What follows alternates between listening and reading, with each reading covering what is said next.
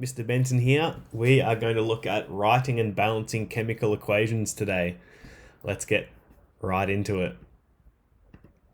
So, learning intentions, we have identify chemical change, be able to write a chemical equation from a sentence, and know how to balance chemical equations. And the success criteria is I can identify chemical change, I can identify the reactants and products of a chemical reaction, I can write IUPAC, chemical formula for ionic and covalent compounds, from a sentence. That means writing chemical formula for systematically named compounds, so something like sodium chloride, but not something like sodium acetate, because the systematic name for acetate is actually ethanoate. I can combine chemical formulae into products and reactants, and I can balance a chemical equation. So a fair bit of this is revision from previous years, but it's always good to go over it again because it can be a pretty tricky topic for some people, especially because it's an assumed skill in year 11, and a lot of the times people find it really, really tricky. So let's have a look. So first off, let's start with chemical change and how to identify if a chemical reaction has taken place. So during a chemical reaction, reactants disappear and are replaced by products. The total mass and number of each type of atom is unchanged, which is related to the law of conservation of mass. So this is where balancing comes in, because atoms can't just appear or disappear into nothingness, and from nothingness, they need to be equal on either side. Chemical change is summarized using a chemical equation, so really, really handy for chemists because it's a really quick and efficient way to show chemical change. So to know if chemical change has occurred, new products are formed, and this can be identified by a significant color change, a strong odor, a gas released, a precipitate is formed, and a few other things. And we have a good example here of a common one called elephant's toothpaste. So what happens with elephant's toothpaste, and we'll look at this chemical reaction a little bit later, is that you have hydrogen peroxide in the test tube, and what you do is catalyze the decomposition of hydrogen peroxide into water and oxygen with potassium iodide. And what happens is that oxygen is released really, really quickly and it shoots up out of the test tube. So the strong or the violent release of gas is a key indication of chemical change there. So for writing chemical equations, here's a balanced written chemical equation here, and I'll be referring to this quite a bit on this slide. This is the chemical reaction that we saw in the last slide, so the elephant's toothpaste, or the catalyzed decomposition of hydrogen peroxide. So when you write a chemical equation, the reactants are on the left side and the products on the right, separated by an arrow. So here, hydrogen peroxide is a reactant. Sometimes there's only one reactant and we call that a decomposition, like I said. And then we have the arrow indicating the direction of the chemical change. And then we have water and oxygen there as the product of that chemical reaction. If it's a reversible reaction, they're separated by a double arrow like that. Now, there is a little bit more to that and we'll look at it in a topic called equilibrium, but for now, just treat that that double arrow as a reversible chemical reaction.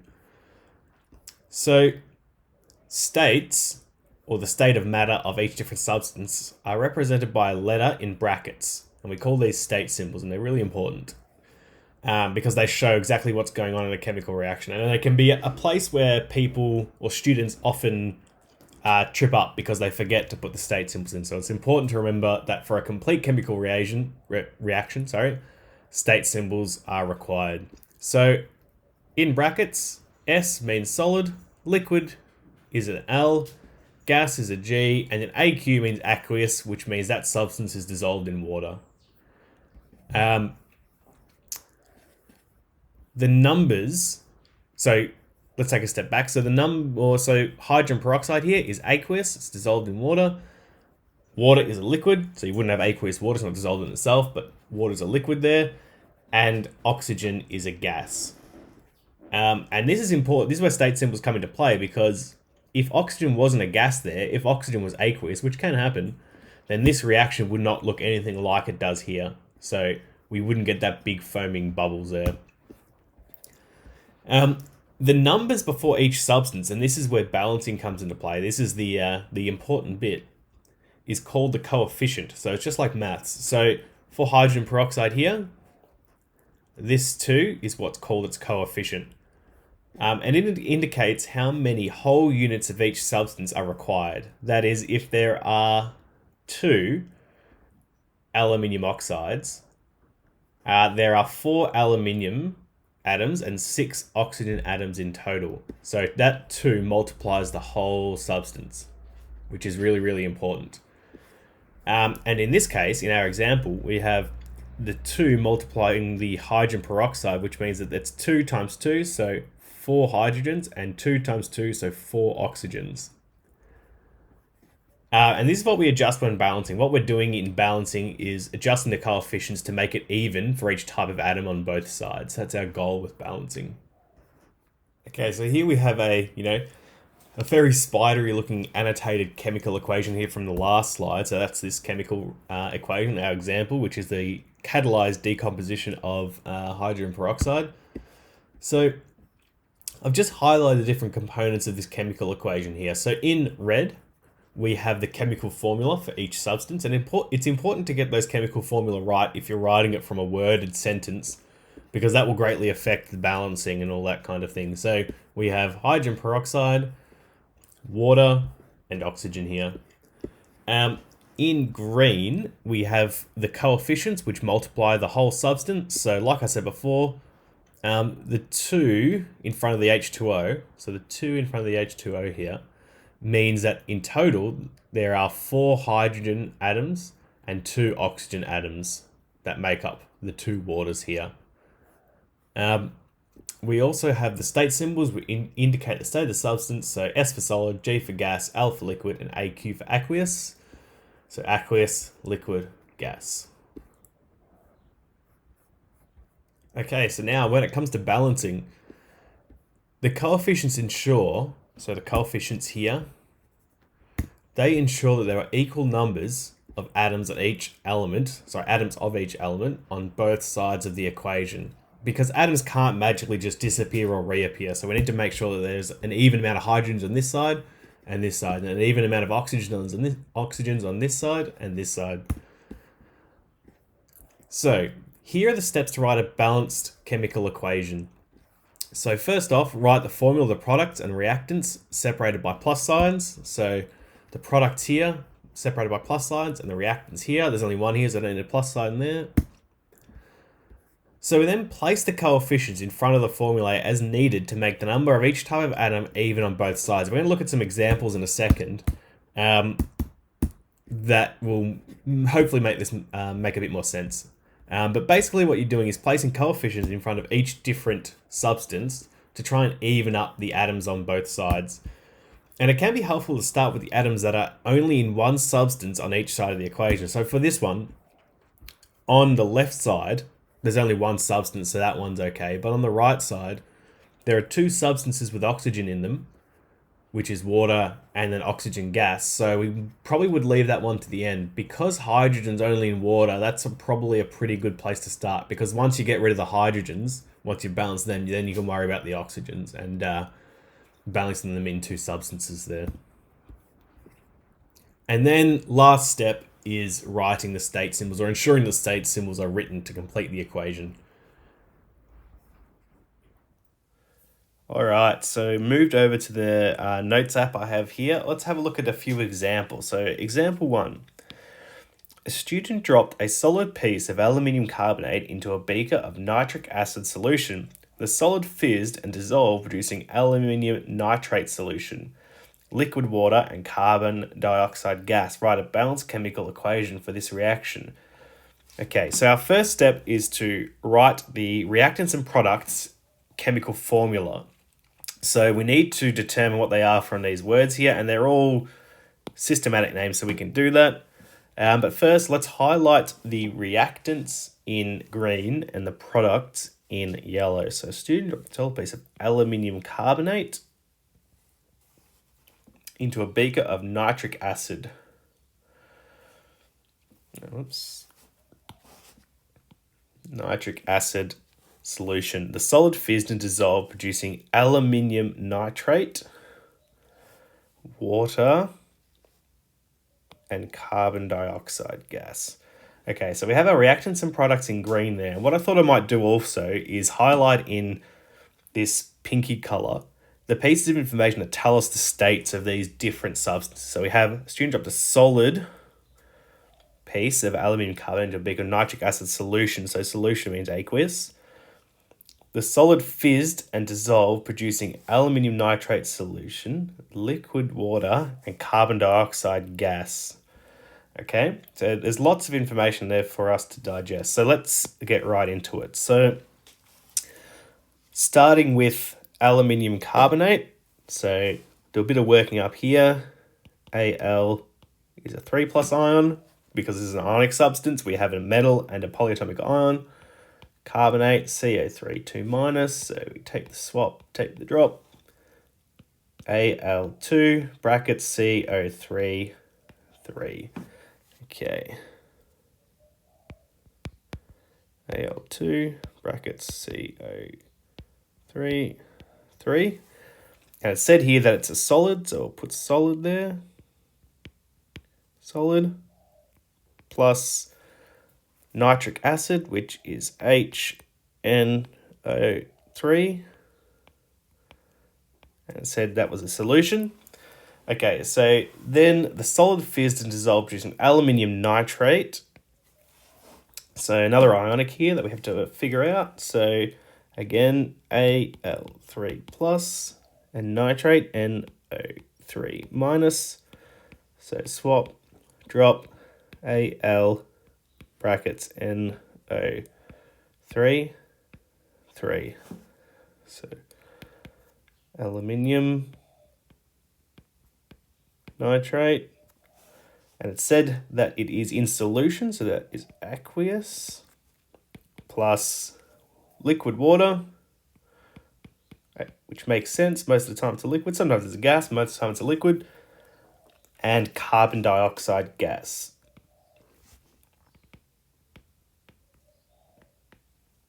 Okay, so we have our chemical equation there, but it's not balanced yet, so we need to do some balancing here.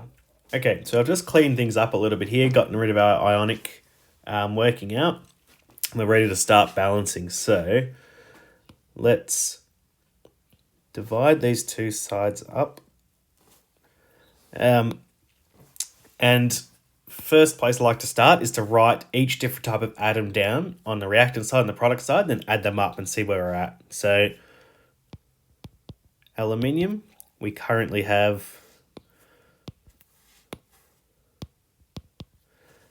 2 on the left, Al, and 1 on the right. Let me just make that a little bit neater. And then carbon, on the left, we have 3 times 1, which is 3. And then on the right, we have 1.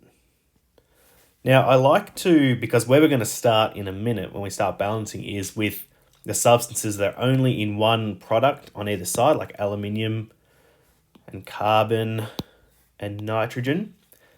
So I like to write them at the top. Oxygens and hydrogens are usually the tricky part because there's lots of them and they're in different products, so I leave them till the end. So we'll go with nitrogen next, and we have 1 on the left.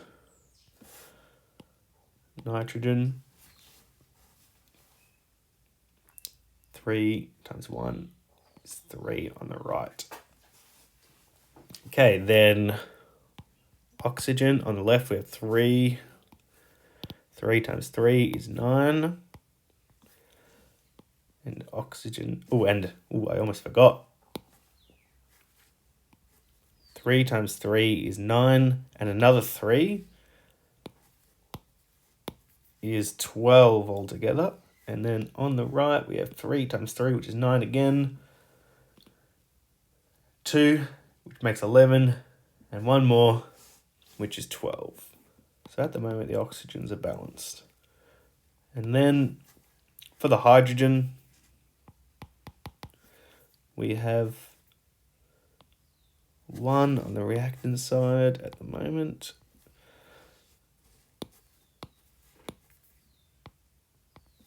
And then on the product side, we have 2.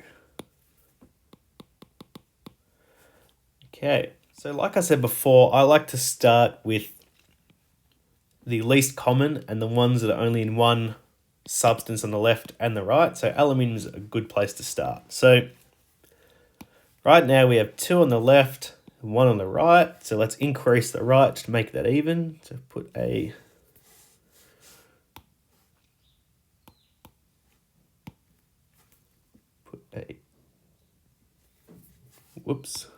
put a 2 there, which then increases quite a few things on the right. So we now have 2 aluminiums, but we've also increased the amount of nitrogen and oxygen there. So we now have 3 times 1, which is 3, multiplied by 2, which is 6. And then 3 times 3 oxygens, which is 9, times 2, 18. So 18. And then we count the rest of our oxygens as well. So another 3. So 18 plus 3 equals 21 so far on the right. So 21. Okay, so at the moment our aluminiums are balanced. So let's look at the next atom, which is carbon. So we have 3 on the left and 1 on the right. So we need to increase the amount on the right. So we only have it in carbon dioxide. So we multiply that by 3, and that gives us 3 carbons on the right. And that now increases our oxygens as well, because 3 times 2 is 6. So that's that's 6 oxygens and an extra 4 from before, because we had 2 before and now we have 6. So that's an extra 4. So that is 25. So again, a lot of oxygens, but that's okay. Sometimes you get big numbers for oxygen and hydrogen. Don't be scared of it, as long as you're doing everything right. All right, so now we have carbon balanced on both sides. So let's look at nitrogen next. So there are 6 nitrogens on the right and only 1 on the left. So we need to multiply the nitric acid on the left by 6. And that increases a few things there. So then we now have nitrogens. We have 6. Hydrogens, we now have 6 because they're only in that nitric acid there. Oxygens, we now have 6 times 3 is 18. 18 plus 3 times 3 is 9, which equals 27. 27 on the right for oxygen. Okay, so we now have nitrogen balanced on both sides. Okay, time to tackle the oxygens and the hydrogens. So if I look, so we're getting to big numbers for the oxygens. That's okay because they're almost at each other. So they're almost equal. So if I look at this, I think I want to start with the hydrogens on the right. With the hydrogens, because they're only in one place on the left and the right.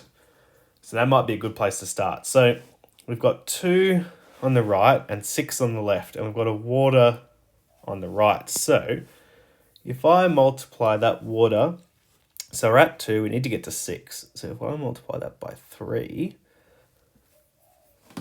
that water, that would give us 2 multiplied by 3, which is 6 hydrogens. And that also adds another 2 oxygens. So we had 1 before, we multiplied by 3, so 3 times oxygen, 3 times 1 is 3. So that's an extra 2 on our 25 plus 2, which equals 27. Okay, well, that's looking pretty good now. So we've got 6 oxygens. Clean this up a bit. And we've got, six hydrogens and 27 oxygens on both sides. Okay, so that is looking balanced there now.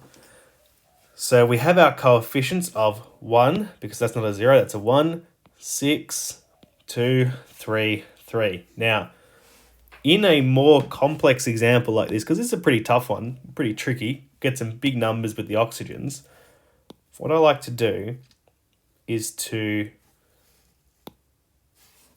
just add them all up again just to make sure. Double check, make sure I haven't made any mistakes here. So, aluminium's on the left, we've got 1, 2, which is good. Aluminium's on the right, we've got 2 times 1, which is 2. So we're right there. We'll give ourselves a double tick there. Okay.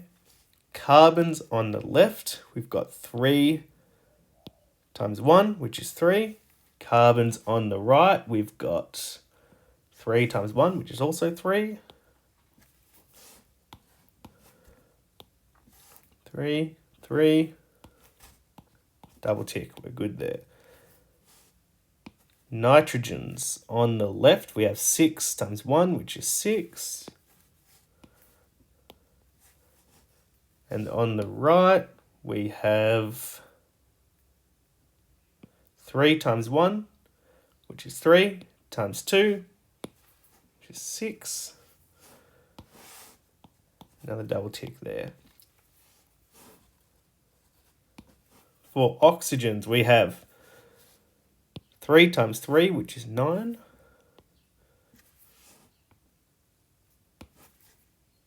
9 plus 6 times 3 plus 18, which equals 27.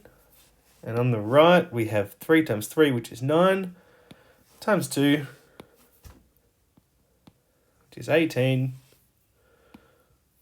plus 3, 3, plus 3 times 2, which is 6, which equals 27. So double tick there. And then the hydrogens, we have 6 times 1, which is 6, 6, and then 3 times 2, which is also 6, and that is our last double tick. Okay, so that's the end of that balance. So we've done the question there. So we've written a balanced chemical equation for this reaction. We are done. So that is it here.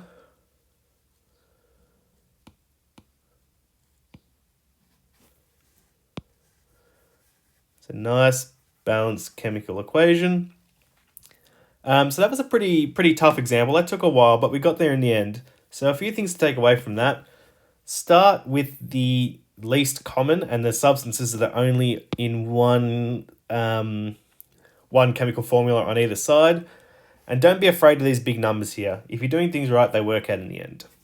Okay, so let's look at example 2 here. So we've got write a balanced chemical equation for the reaction between solid aluminium hydroxide and sulfuric acid solution to form aluminium sulfate solution and water. So let's do the same thing here. Let's highlight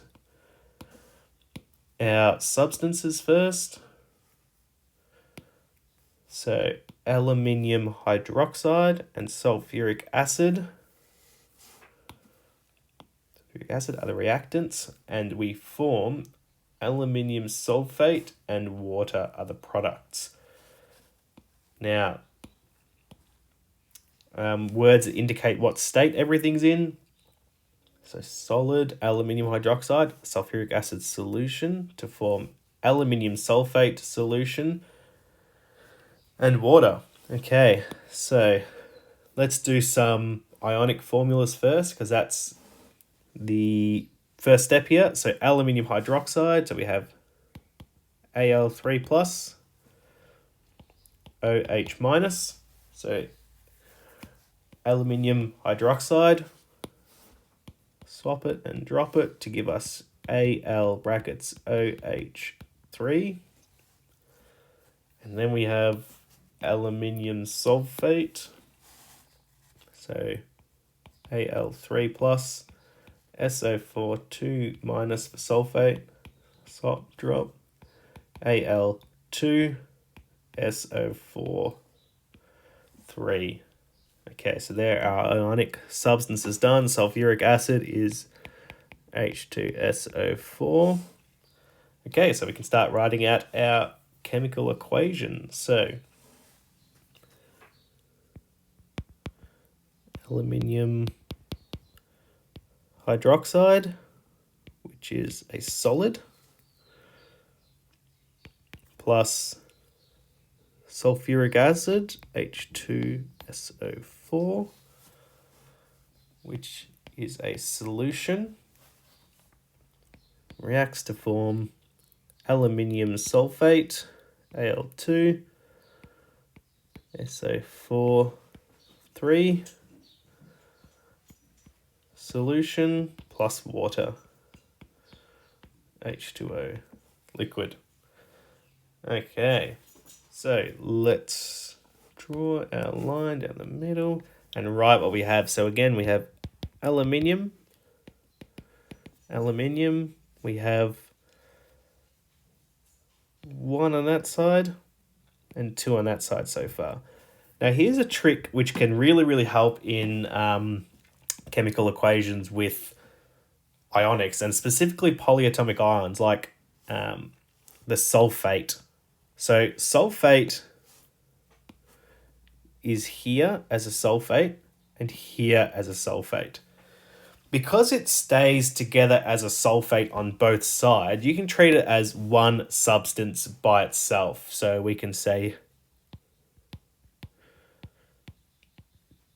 SO4 2 minus, SO4 2 minus, and treat it as a single, atom together, because that's the way it behaves in this particular situation. So on the left, we have 1, and on the right, we have 3. Okay, that means we don't have to worry about the oxygens and the sulfurs and that for that one. It just makes things a little bit simpler. It's important to note, though, that we can do this for this one because it remains a sulfate on both sides. The previous example we looked at with carbonate, because that is a carbonate on the reactant side but becomes a carbon dioxide on the right, we can't do the same there. We could have done it with the nitrogen, though. Okay, so then we have just oxygens and hydrogens left. So oxygen, hydrogen. So on the left, we have 3 oxygens that aren't in the sulfate. And on the right, we have just 1 oxygen. Just 1 oxygen that isn't part of that sulfate there, because remember, we're treating that sulfate like one atom because it sticks together. And then the hydrogens on the left, we have 2 there and 3 there. We currently have 5. And we have 2 there, just the 2. Okay, so like I said before, starting with the ones I put at the top, which are the least common, the ones that are in only one substance on both sides, which would be the aluminium here. We have 2 on the right, only 1 on the left, so we can put a coefficient in front of the aluminium hydroxide, make that a 2. So then we have 2 aluminiums on the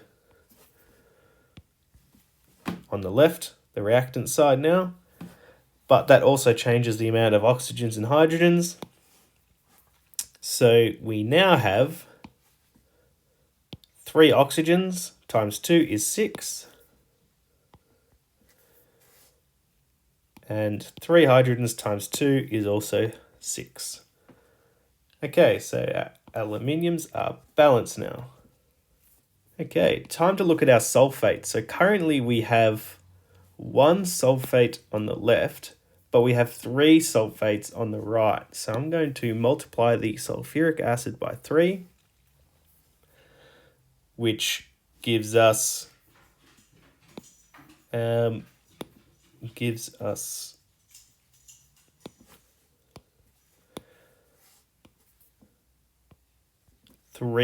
sulfates on the left now and 3 on the right, so that's balanced. But it also increases the number of hydrogens, and I made a mistake before. I forgot to count these hydrogens, but that's okay. We haven't got them yet. We'll fix that up now. So we now have on the right 3 times 2 is 6, plus 2 times 3 is 6, which equals 12 hydrogens. Okay, I'll just clean that up. So 12 hydrogens there. All right, so now let's look at the oxygens here. So we've got 6 on the left and only 1 on the right. So let's put and they're only, apart from the sulfate, which we're counting as 1, they're only one place on the product side, which is in water. So put a 6 in front of the water to give us now 6 oxygens. 6 oxygen, which also increases the amount of hydrogens on the right, which might work in our favor. So instead of 2 hydrogens, we now have 2 times 6, which is 12. Okay, so our oxygens are now balanced, and look, our hydrogens are now balanced as well, so it did work in our favor. So let's double check, but this looks pretty good. So aluminium's on the left, 2 times 1 is 2. Aluminium's on the right, we have 2 there, which is 2. Tick, tick. Sulfates on the left, we have 3. And on the right, we also have 3.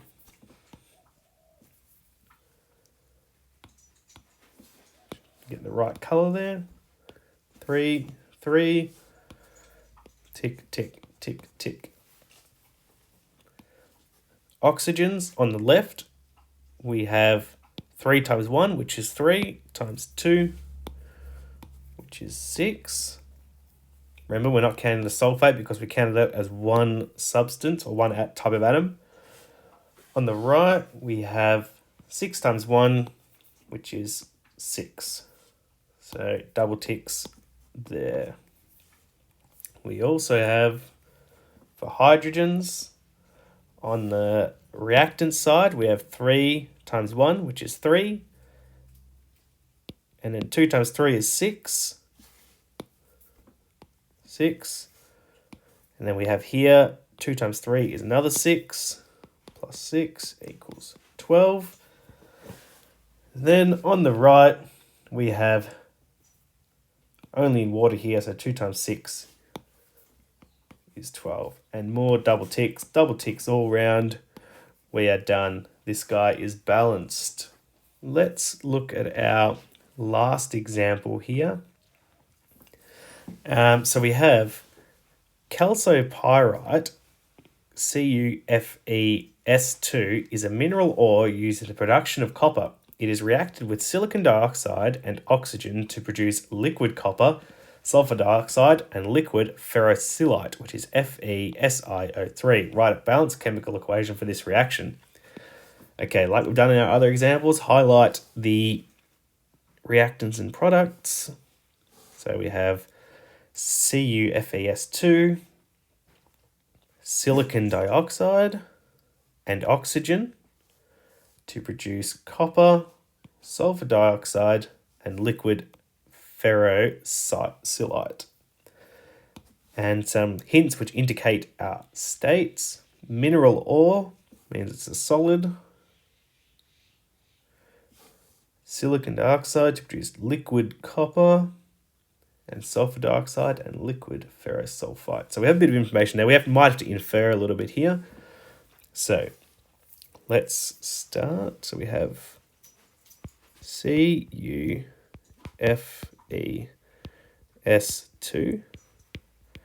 as a solid plus silicon dioxide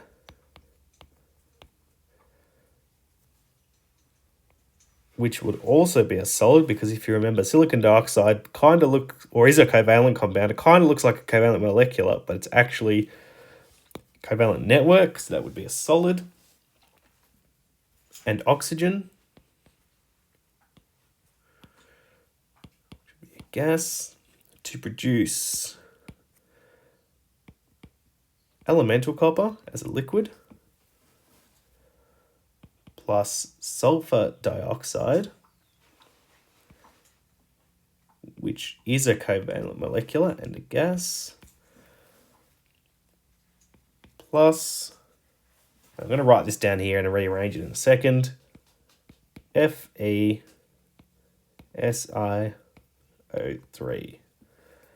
as a liquid, the ferrocylite.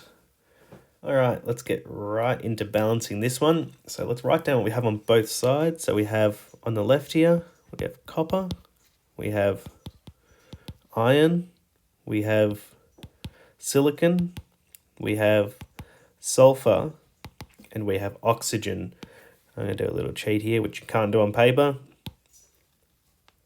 I'm going to copy and paste that one.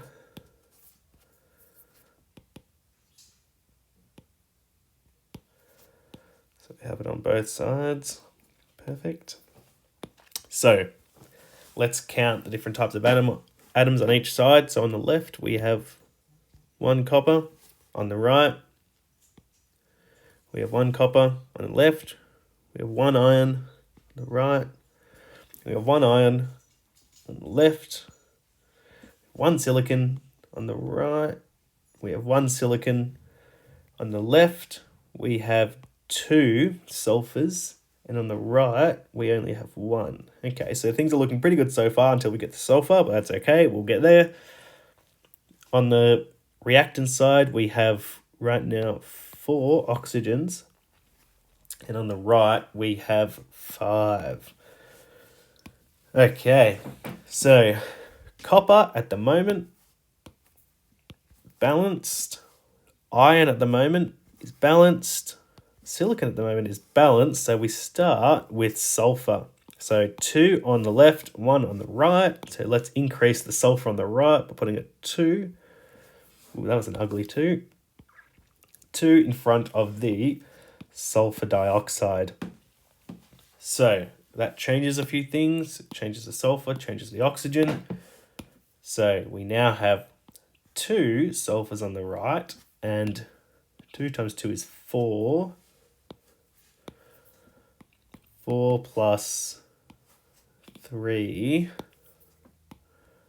oxygens, which equals 7. Okay, let's clean that up a little bit. So 7 oxygens on the right. Okay, so sulfur is now done. Our only problem at the moment is oxygen. So 7 on the right, 4 on the left. Okay, so I don't want to mess with silicon dioxide on the right, because silicon's already, unless I have to, I might have to, but I don't want to unless I have to, because silicon is already balanced. So I do have oxygen by itself though, so let's increase that. So we have 7 on the right, 4 on the left. So let's put 2 there. Whoops. Wrong colour. Let's put a 2 there, which means now we have 1, 2, 2 plus 2 times 2 is 4, which equals 6 oxygens on the right. 6 oxygens on the right. Okay, so now we're at 7 on the right and 2 on the left. So I can see a bit of a problem here, but don't worry, I got a little trick for you. We have a different amount on the left and the right, but we have an uneven amount of oxygens on the right. We need to go up in even multiples because we're multiplying O2 here and we don't really want to touch silicon unless we desperately have to. But anyway, that's a multiple of 2 as well, so it'll always be an even number. So if you see something like this where you got an odd number on one side, an even number on the other side, and you have to go up in even multiples, what you can do is just multiply the whole equation by 2, and then if you multiply the whole thing by 2, so or double the coefficient of every substance, then you'll get evens on the right, then going up by even multiples on the left will be a bit easier. So let's do that now. So we'll go a 2 there, a 2 there,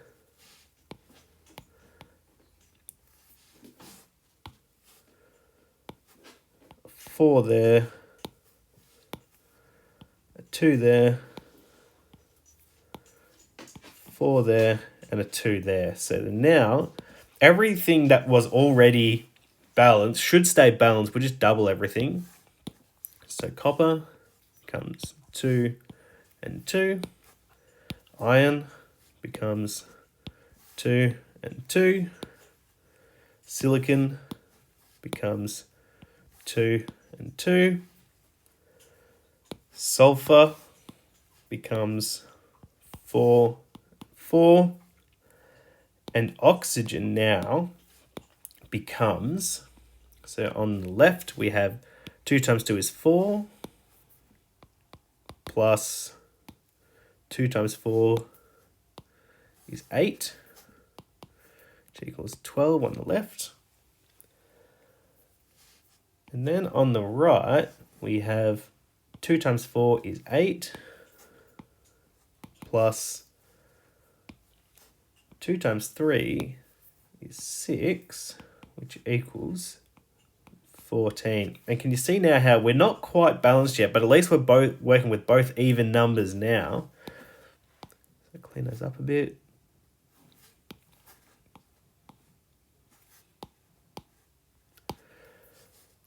And what we can do is we can start increasing these amount of oxygen atoms again. So if we change that 4, increase it by 1, make it a 5. 5. We then have 2 by 2, which is 4. 4 plus 5 times 2, which is 10, which equals 14. And look, we are done. So let's just double check. Clean that up a bit and we'll double check.